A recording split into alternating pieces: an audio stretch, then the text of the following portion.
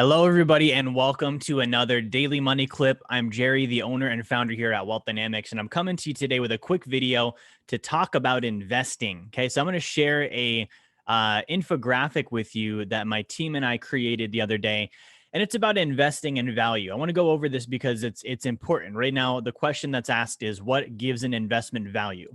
Okay, the reason I'm addressing this is I see a lot of Tesla and Bitcoin and Ethereums and Dogecoins and GameStop and all this stuff where people are buying investments that don't actually have value.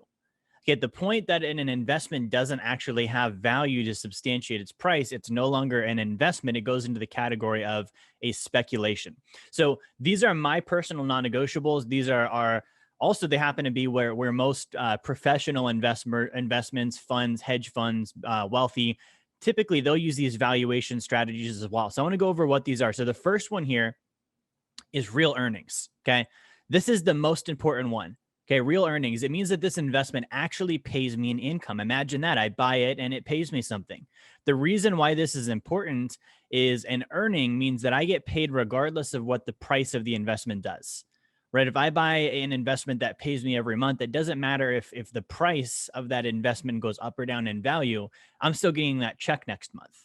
Okay. So earnings are important. Earnings represent profit. Profit represents good management. It represents an actual product that's like valuable, that's being produced on a regular basis. And it also helps me ensure as an investor that there's going to be future value to this investment. Now, here's the next one, track record. For me, I don't invest in something if it doesn't have at least a 5-year track record. Oftentimes I look at 10 years, right? So I want to see a track record. Now, a track record of what? Not just a track record of existing, but a track record of earnings, right? I want to see a 5 to 10 year period that this investment was profitable to own. Not has it existed 5 or 10 years, because that doesn't mean anything. It could have existed in a state where it pays me nothing, or it's volatile, or it's meaningless. It's got to have a track record of those real earnings.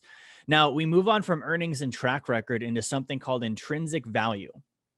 Okay, intrinsic value. Intrinsic means like inherently within something, right? Value means what something is worth. So that means that this investment inherently has something that it's worth because of it itself. Right. An example of this would be gold or silver. Gold or silver, it's got intrinsic value. You look at a bar of gold or a bar of silver, it doesn't have to do anything to be valuable. It just is.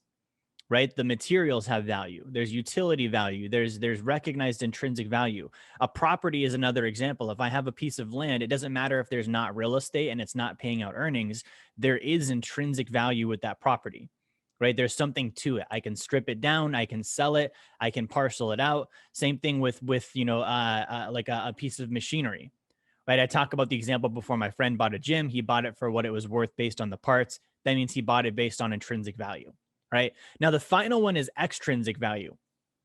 Extrinsic value is subjective. It's what do others think the investment is worth, right? Like in the marketplace, does it have utility value? Does it have exchange value? Is it something most people would have confidence in as an investment, right? Extrinsic value is important because, again, there's like the angle of me buying something that I think is worth a lot of money. This happens to baseball card collectors and anyone that does collector's items. Typically, if they're buying something that they think is worth something, it doesn't mean anyone else gives a crap.